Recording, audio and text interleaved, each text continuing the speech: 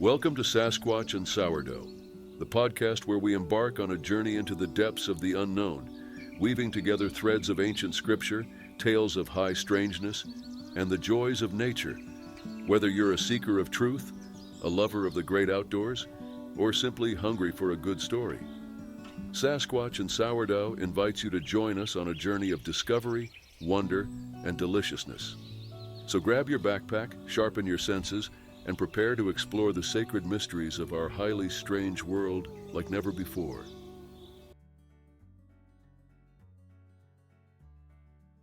Well, welcome to Sasquatch and Sourdough.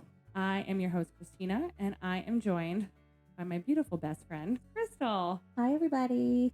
We were just talking during pre-roll about, so I have a confession to make.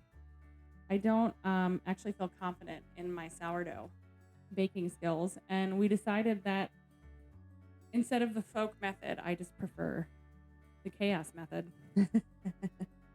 And I just throw everything, all the flour, all the water, like kind of loosely measure, and then just really pray that it works. Mm-hmm. Dump and pray. Dump and pray. And it kind of works. So I feel like not so much a failure, but I wanted to be honest with our listeners that I'm not at all anywhere near professionally making sourdough. Like a sourdough genius. No. So we definitely need help. But the only time that I was successful was making like pizza dough, because it's just like flat. Like it doesn't rise. Mm-hmm. I don't know what I'm doing wrong. Like sourdough flatbread. Yeah. It tastes good. And you made focaccia once. I did. It was accidental. Accidental focaccia. It's the best focaccia. It was really good. It had like rosemary and tomatoes. Well, yeah, that's exactly what's in focaccia. That's all it is. And a lot of oil. And then I also learned that what were we talking about? Oh, how I don't know where the pots and pans and the proofing. Okay, so yeah, I was talking about how I started watching the British baking show a couple years ago, and they put their bread and things that they're rising in the proving drawer, which is the drawer in the bottom of the oven. No. I just store pots and pans in there. That's where pots and pans go in America. Exactly. I don't know. Unless I'm totally wrong, and I'm like literally, you told me that during pre-roll, and I was like, there's no way. It totally is. That's what it's made for. It's not a storage drawer. So then that might be the reason why our dough isn't rising correctly. No. Because it needs to go in the proving drawer. Well, it's not going to happen during the summer, because the air conditioning is going to be on. And yeah, and it's like 50 degrees in the house when you have the air conditioner on. No. And as much as I want to be that person that's like, you know, I can't remember what it's called, but it's like you're homesteading, but you're like in the suburbs. Mm-hmm. Yeah, and it's like really quaint, and like you make all these beautiful like Instagram posts. I'm not that gal. And like, you wear aprons, and you have beautiful china, like prairie dresses, and it's like, this is our simple life. And I love you if you're out there and you can do that and you're living that way. God bless you. I'm jealous. I want to live that way. I would love that. Mm-hmm. But I feel like after like 5 minutes, I would be like, I can't keep doing this anymore. Yeah. Well, I think if we had a big chunk of property with like a bunch of stuff growing, you could just go outside in your little apron and like put all your berries in your little pocket.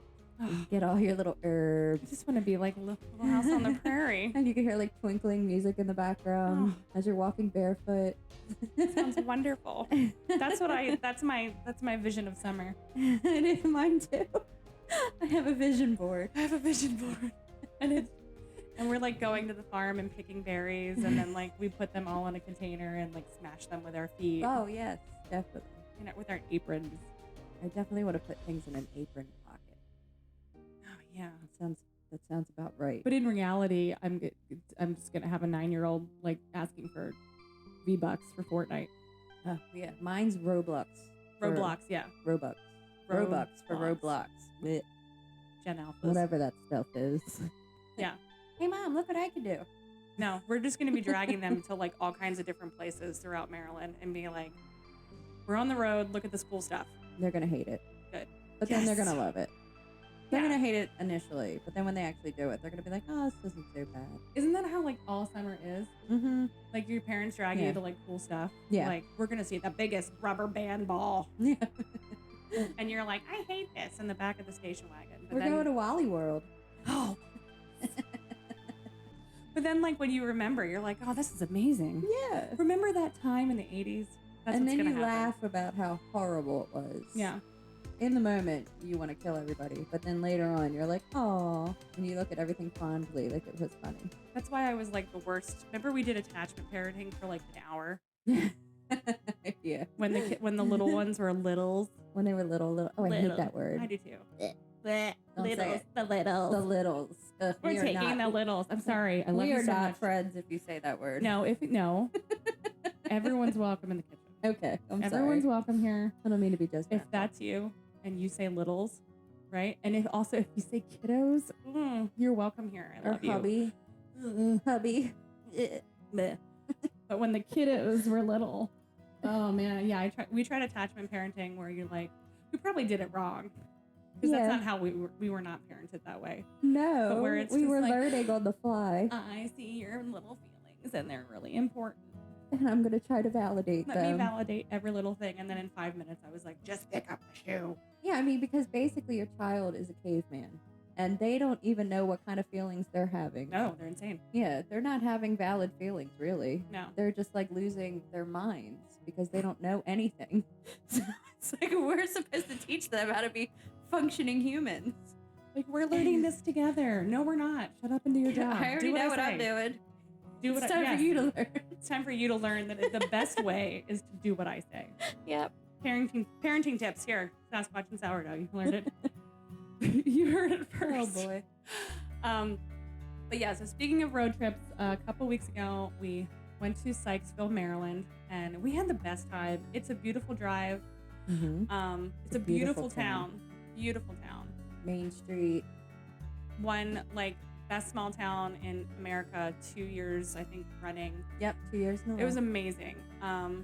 So we went to a little flower store called Botanigal. Check that place out. It's a really great day trip. You can take the littles and you can just, there's like ice cream and a really cool park. There's a farmer's market on the weekends. Yeah. Starting like this month, I think. Yeah. And So- a wine festival too. I think that was a couple weeks ago. It's one of those towns that, like, you can walk down the main street and they have like banners, like wine festival, and it's like, oh, it's so beautiful. And like lights strung up everywhere, like cafe lights. Just a little magic place awesome in the mountains. Yep. Yeah. So definitely check that out. It's worth the drive. It's only like 30 minutes. It wasn't that it's not far from us. from Baltimore. It's about Yeah. 30 minutes. But the reason we went there was because we wanted to check out the Sykesville Monster. The Sykesville Monster. The Sykesville Monster. So Sasquatch in Maryland. or was there? So basically, this account is from a really cool guy called, his name's Lon Strickler. And this encounter that he had with this monster or this creature really kicked off a career of just, not so much cryptozoology, but just getting into all the weird stuff, getting into all the blurry stuff. Like, he's got a great YouTube channel that you can check out. And he talks about this on a lot of other podcasts. Yeah. So it's a really cool story. And he actually, so I love it. So it happened in the 80s.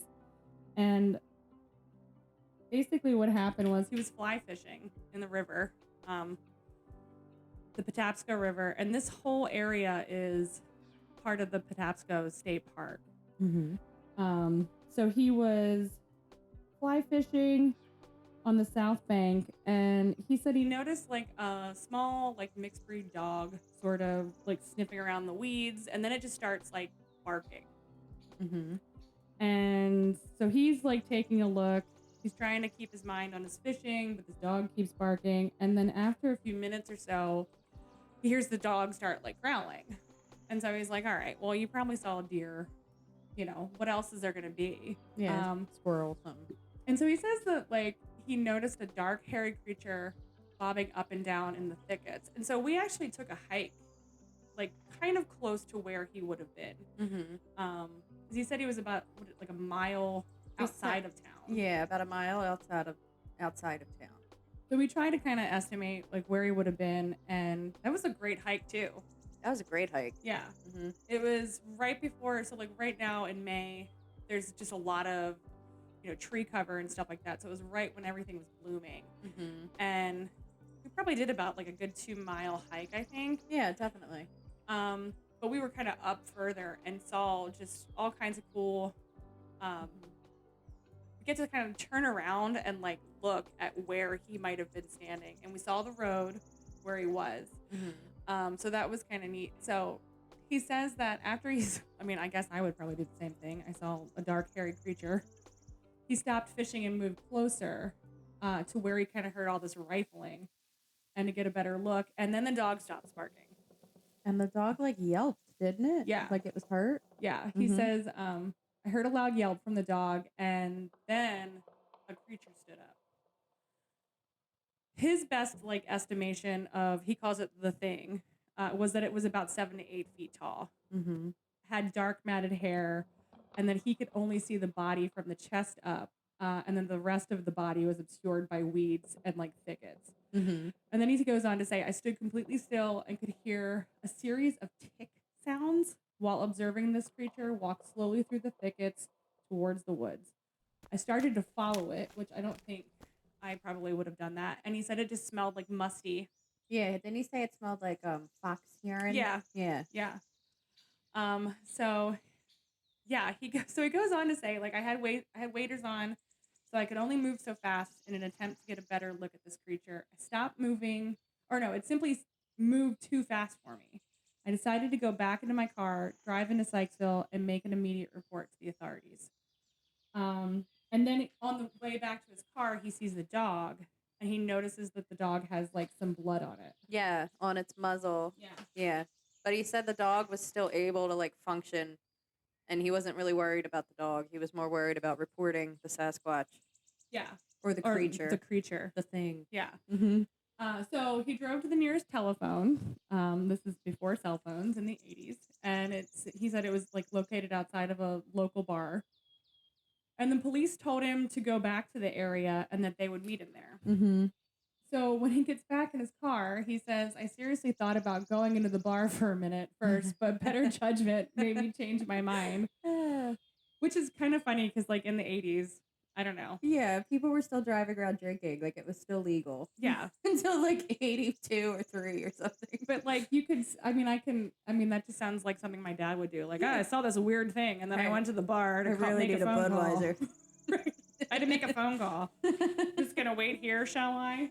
And he says, so he didn't stay, and he got back in his car and he drove back to the river. And he says, I was amazed that a Maryland State police cruiser was already there. Mm-hmm. So in the time it took him to make the phone call, get the directive from the authorities, go back, somebody had already been dispatched. Yeah. Which is kind of sus, right? And then he says the state police officer told me to get back in my car and leave immediately because they didn't know how dangerous the situation was. I tried to explain to him that I was the one that made the initial report, but he refused to let me talk and again told me to leave. And then Lon goes on to say that he went back to the area an hour later and the place was crawling with people and vehicles. Yeah, that was he said there were big dogs and police with big guns, choppers, feds, and they were just combing the whole area. They were nearby enough to get there within an hour. That's just crazy to me. And there was people from the zoo there too. Yeah. Yeah. Testing for hair samples. Lon says that one of the police told him that they did find some evidence. Oh, really? But they wouldn't tell him exactly what it was. And they instructed him to not repeat anything that he had heard or seen and keep quiet. They didn't want him telling this story. And I love that he did not. He didn't listen. He told everybody. He's you know what I'm actually going to do? I'm going to make a career I'm out of going to this go story. ahead and tell this story and other people's stories. Yeah. And he did all his own investigating. He Yeah. couldn't live it down. He Yeah. had to get more evidence. So he did. He went out and he investigated a lot of people in the town and he collected a lot of stories. There were a lot of stories so people, again, that's what I kind of love, is that once you sort of get a story out, Mm-hmm. then other people feel comfortable enough to say Mhm. okay, well, I want to tell my story. Yeah. So, I mean, you could go and like look him up. He talks about this a ton. I don't think it's really worth it for our listeners to just like word for word, Yeah. like talk about like what he saw. But I wonder if we could just kind of talk about, Well, there's some other interesting things. some of the other incidents around the area. Like, I wanted to point out real quick that when I was listening to Lon, he said that in 1972, a Hurricane Agnes tore through the town and ripped down the Sykesville Bridge, like straight from its moorings. Oh, wow. And in 1972 was when the first sighting occurred. Interesting. So, yeah, it was just kind of a weird thing. What if they're trolls? I was thinking they got stirred up by the hurricane and they got confused and they're like, where am I? Wait a second. Oh no, where's my home? I just went right to trolls. Trolls. Alright. So Lon reported, I think he reported like 8 more different sightings between 1972 and 1979. Mm-hmm. They're actually listed on the BFRO website as Class A reports. That's a great resource. Mm-hmm. If you have not gone, Yeah. it's like the Bigfoot Field Researchers Organization. Mm-hmm. Another great resource of people, you know, that just saw something weird and they're like, okay, well, who do I report it to? Yeah. So there was a home invasion, there was a utility shed break-in, there were chicken pen break-ins. There was also sightings within the Patapsco State Park of UFOs. Yep. So a lot of people like to correlate the UFO theory with Bigfoot. And, you know, the evidence is there. Okay, so another thing was there was a retired police officer that Lon reached out to draw a picture of what he had seen in his best words. So the retired police officer drew it up for him, and when he sent it back to Lon, he was like, are you sure this is exactly what you saw? Because it looks like a picture of early man. Yeah. Mm-hmm. It's like it looks, I mean, you know, regardless of whatever you're thinking is on that, like it looks like an ape man. It does. Like pretty much. Like a Neanderthal. Yeah. Yeah. Like classic ape man. It's crazy. I know. So then there was another person, a man named Phil, who was actually friends with Lon, who lived in Marriottsville. And he found a whole bunch of bones. Ugh. He found a skull that was missing a jaw. He found some legs, some vertebrae with reddish brown fur. And they were too big to be human. And he called the authorities, and while he was waiting for the authorities, he measured the humerus, which is like the upper arm bone, to be 22 inches, which would be similar to like a large ape or a gorilla. Yeah. Mm-hmm. So the police, the state police and the Baltimore County Police both came to check out these bones, and they marked the area with crime scene tape. What? And more unmarked helicopters and vehicles came, and Men in Black came to look at these bones. Like the Men in Black came. Mm-hmm. Unmarked cars. Yep. And helicopters. And people in suits. Which is crazy because, like, again, we're trying to paint this picture of this, like, quaint little mountain town. And then all of a sudden, there's all these feds here. Lon sees the ape man, the Sykesville Monster. And then the wine festival is canceled. The wine festival is not happening. Oh, man. Do you remember Transylvania 5000? Ever see that movie? Yeah, like 100 years ago. Oh, that's the best movie ever. And they were having a wine festival. Yeah. Yeah, they were. And all the monsters were there. Right. Oh, man. Okay. Yeah, that's a good movie. Go see it. So I wanted to bring up another sighting in 1973. A man named Anthony Dorsey saw glowing eyes that were about 7 feet above the ground. And the eyes were in the front of the face, so he knew it wasn't like a prey animal that you would usually see, like a deer or something like that. Right. And he was actually a firefighter, so he was a very good source. Yeah. Oh, yeah. Then another guy, a trucker, he's anonymous. He didn't want anyone to know that he saw this thing. And these are all from the BFRO. Mm-hmm. Well, I don't know if they all are. These are just stories that Lon kind that of you can like gathered. You can find. Yeah. He was driving through the town on Route 32, and he saw a 7 to 8 foot creature stand up on the side of the road and walk into the woods. He said it either was a very tall man, or it was a man on stilts, caked with mud from the waist down. Just classic. Yeah. You know, Man on stilts. Taking a hike with Hanging my out stilts. on the road. So that's not. He was just probably telling himself that, like, you know what? It wasn't a creature. It was probably just, I know what happened. He was on stilts, and he fell in some mud, and I saw it. No, sir. And then in like 1973, when the truckers saw this man on stilts, there were police copters all over the area, again with spotlights, searching the forest. And some people said it was probably an escaped circus gorilla or a deformed bear. How many deformed bears? And escaped circus gorillas? What is this, like a Mickey Mouse cartoon? Like, that sounds like the plot of some cartoon. Yeah. Like, yeah. No. It's nuts.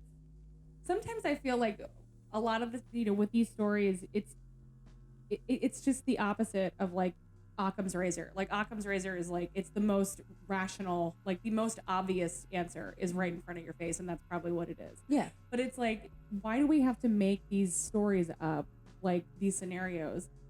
Like, people can't are we too just scared like, of the strange, the strange and mysterious. Like, no, it's actually probably just like it's probably just Sasquatch.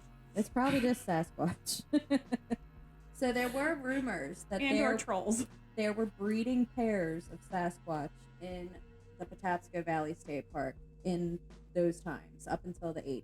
Mm-hmm. And I believe the last sighting was in 1993. It was like an 8-year-old boy who saw the creature trying to like break into the chicken pens on their property. Mm-hmm. But nobody's going to believe an 8-year-old little boy. Oh, but they should. I know.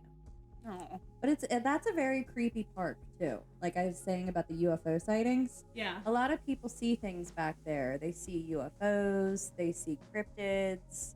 It's just a huge piece of land. It's a lot of land, and it's dense. Mm-hmm. It's dense forest. Yeah. So even when we got in, it's very easy to get lost back there. We could have easily, we were kind of not paying attention, chatting, recording, and then it was like, wait a second here. We kind of have to. We were only like 2 miles off the road, too. Yeah. We weren't that far in. So you could see that you could get really turned around. Mm-hmm. But yeah, so we just wanted to bring that little story, another little adventure. It's a great story. It's such a great, his recount is really good, and his research is really cool. Oh, do you know what else I wanted to say about that? They turned the TV show Monsters and Mysteries in America turned this sighting into an episode. I believe it's season 2, episode 10. Yep. And when they released this episode, all the people in Sykesville decided to have a watch party at the bar. It's called E.W. Beck's, right on Main Street. Yep. And this was in like the 2000s sometime. Oh, I have it written down. Yeah. I forget when it was released. I have it written down. So the original bar was probably like, I think it's been renovated. I think it's the same, because we tried to go in there, but it was closed. We tried to like figure it out. So it's not the same bar that he would have went to report it. Yeah. I have it. Oh, here it is. September 10th. No, I'm sorry. Season 2, episode 10, February 2014. Oh, okay. Oh, nice. Yeah, so that's not... That was when it was released. Oh, wow. Yep. That wasn't that long ago. No. Yeah. Mm-mm. So they had a little watch party at E.W. Beck's, and they had a little signature cocktail. Oh. But you know what's funny is when we went into that boutique with the plants, there was a young girl working there. Super nice young girl, maybe in her early 20s. Yep. She had no idea what we were talking about. She had no idea what we were talking about. Said the Sykesville Monster. She said, what? And there was an older lady there too, and I thought, oh, maybe she'll say maybe she'll bite. And she's like, I'm just visiting. And I'm like, oh. Come on. Somebody talk to us about Somebody talk about Bigfoot. But anyway, so that's our story for today. And if you have any tips about sourdough, please send them. We need help. We need help. And let us know if you use your proving jar. Yeah, what is that? I don't know. Nobody does. No, it just collects dust. But until next week, if you have a story or a recipe to share, just email us at sasquatchandsourdough@gmail.com, and we want to hear your stories. So until next time, bye. Bye. Together, we'll continue to seek the truth, to unravel the mysteries that lie just beyond our grasp. So as you bid farewell to this episode, remember, you are not alone. The wilderness is alive with secrets, waiting to be discovered by those brave enough to venture forth. We want to hear your stories. Email us at sasquatchandsourdough@gmail.com. Until next time, the truth is out there, God is with you, and everyone always ends up in the kitchen.